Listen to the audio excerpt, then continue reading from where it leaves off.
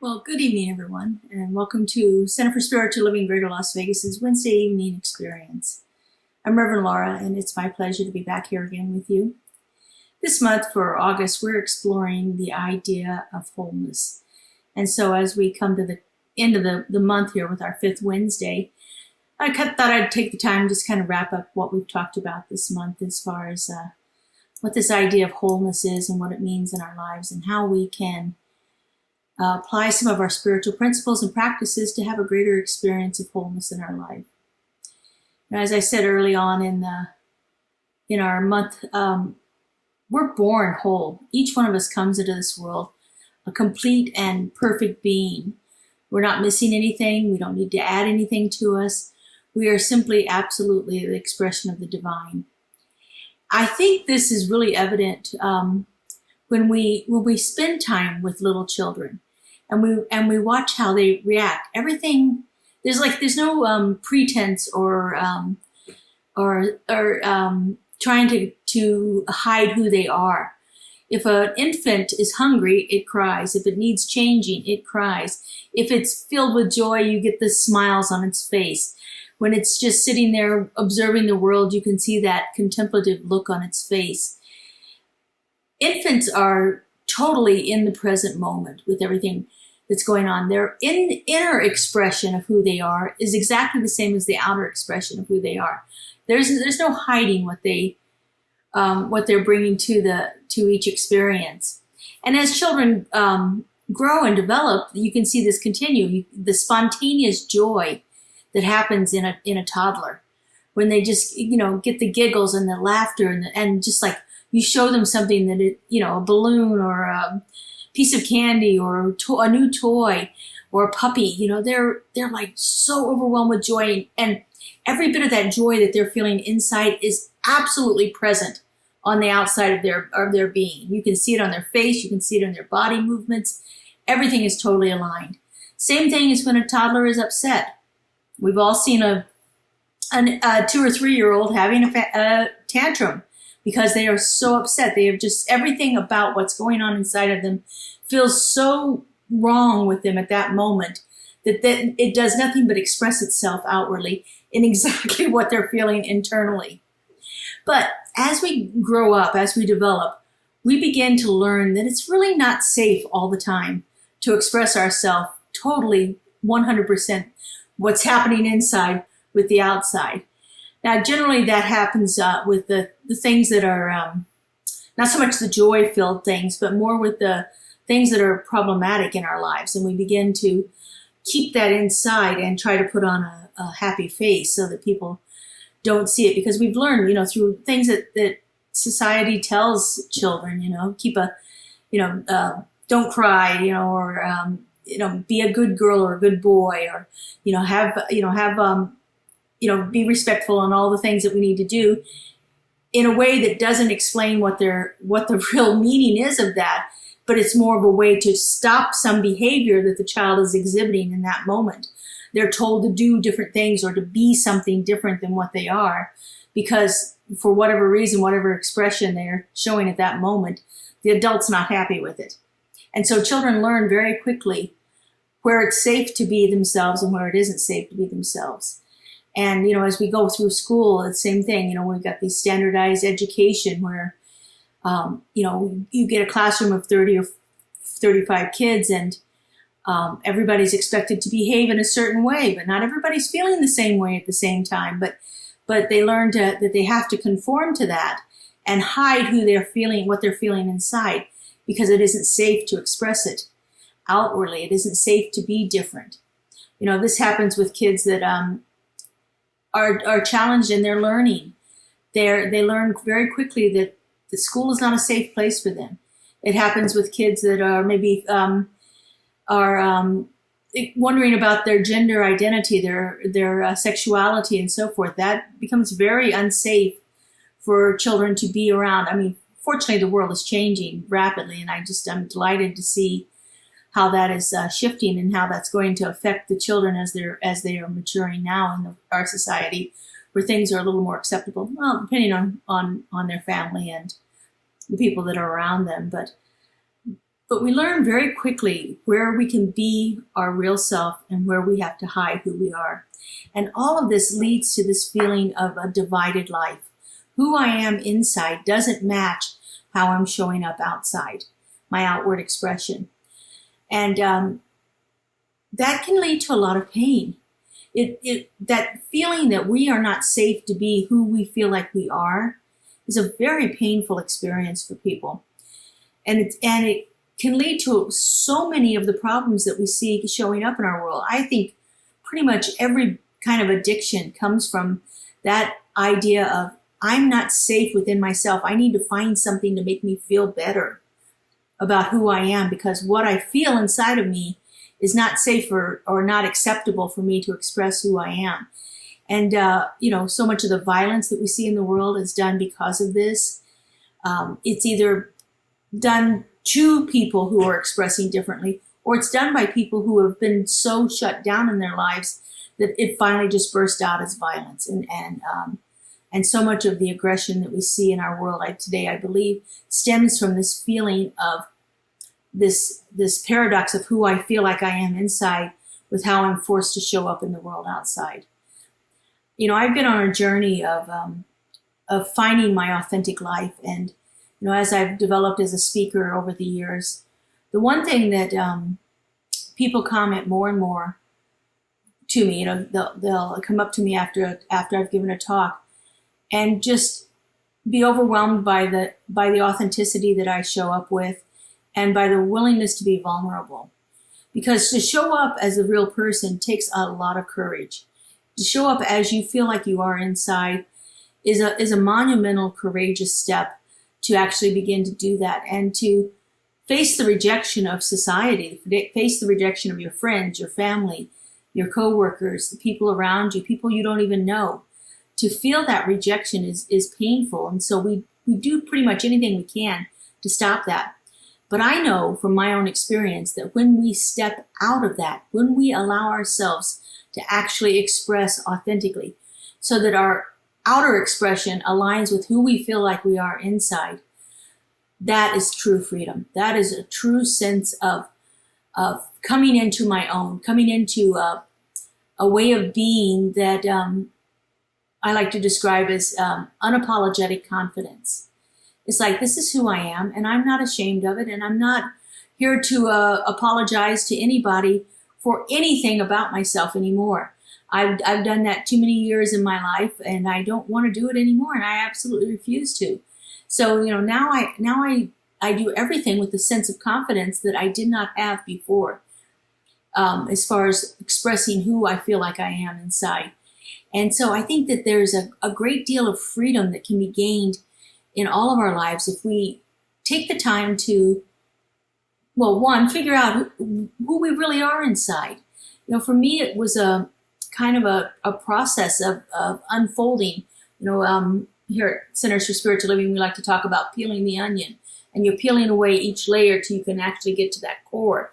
Because all of these things, all these layers of the onion have been built up over the years to keep us feeling safe, to keep us from risking the ire of society and risking rejection and actually risking outright violence against us.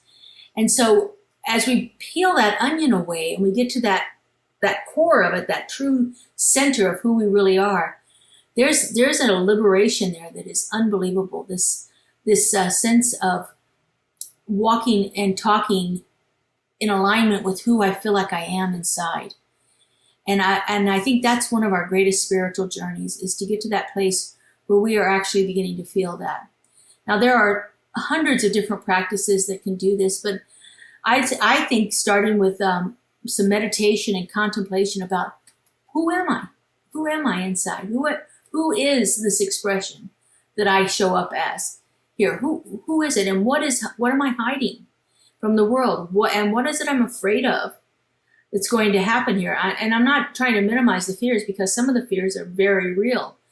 Many people have, even as to the point of losing their lives because they express who they are, making their outward expression line up with who they feel like they are inside. And so as we're working through some of these spiritual practices, try to get a sense of what it is that you're really called to be, who it is you're really called to be, how it is you're really called to be in the world, and see where you're not being that. And then you can take the steps to do that. You know, for me, I do my spiritual practices and I ask questions with the intention of getting an answer whenever I go into any of my spiritual practices. And that, I think, has been more profound. Sometimes, you know, we ask these questions and, you know, the quality of the questions can make a big difference. So if we're asking questions like, why is this happening to me?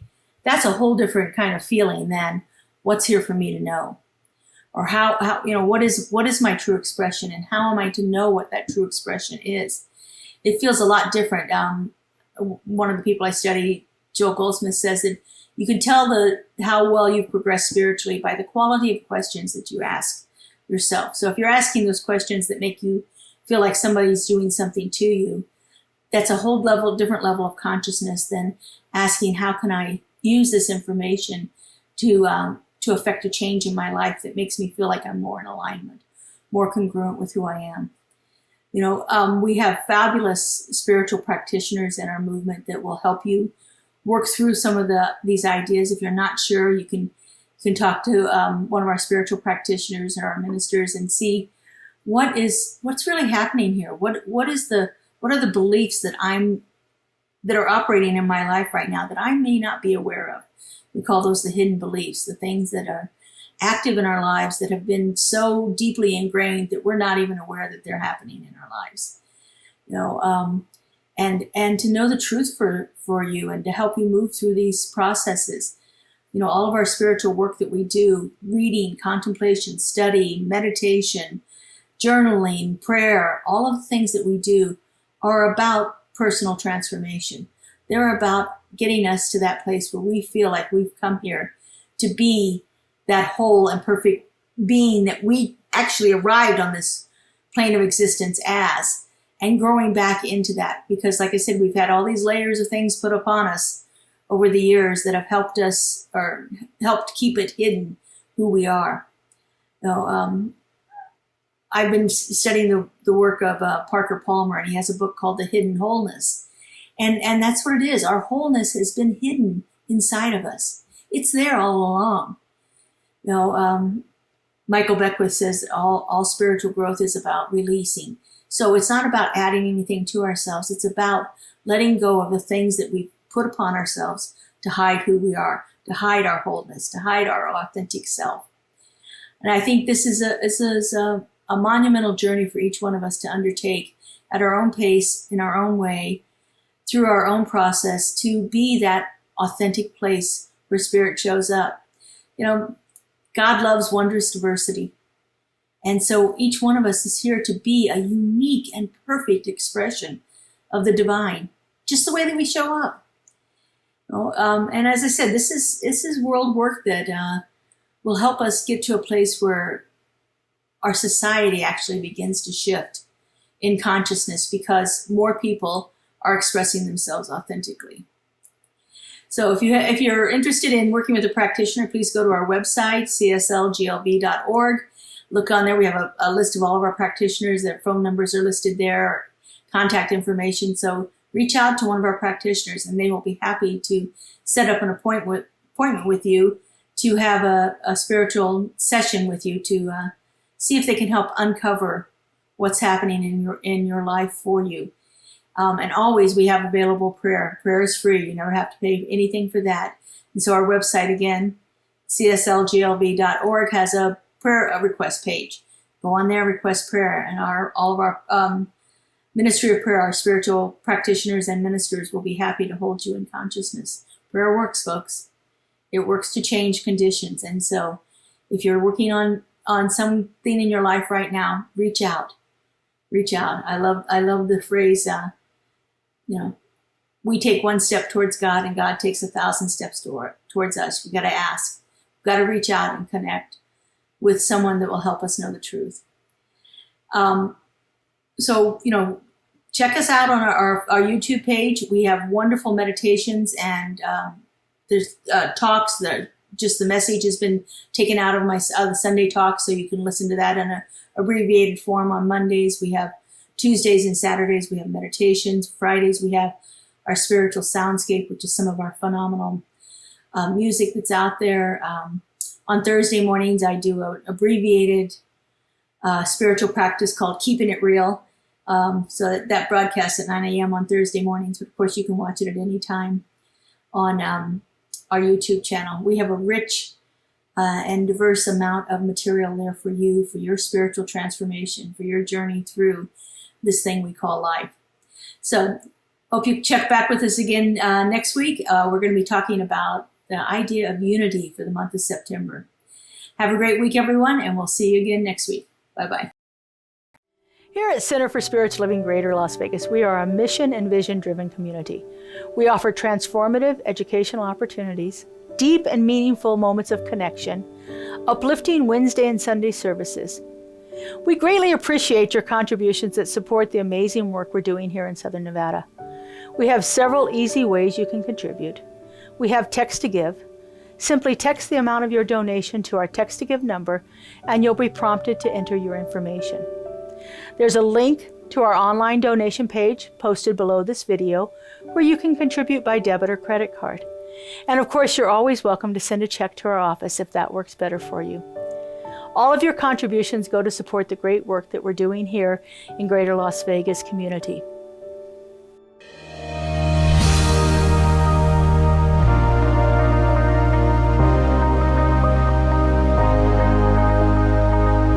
The monthly publication, Science of Mind magazine, is a treasure to be read and contemplated. Along with in-depth articles, there is a day-to-day spiritual support to be gleaned from its daily guides.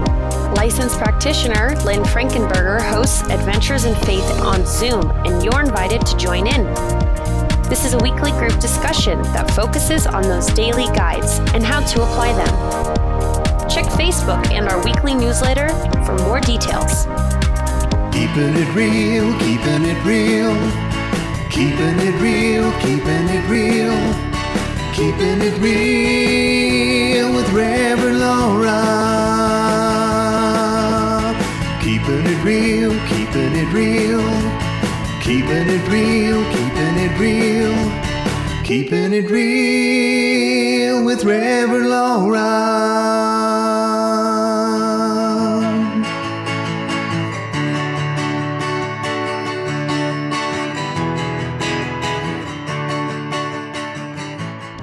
CSL Greater Las Vegas brings you much of your favorite spiritual music every Friday at 7 p.m.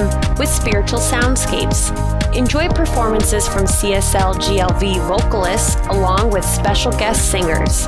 It's music for your soul. Subscribe to the CSLGLV YouTube channel to get a convenient link sent to you for each musical performance.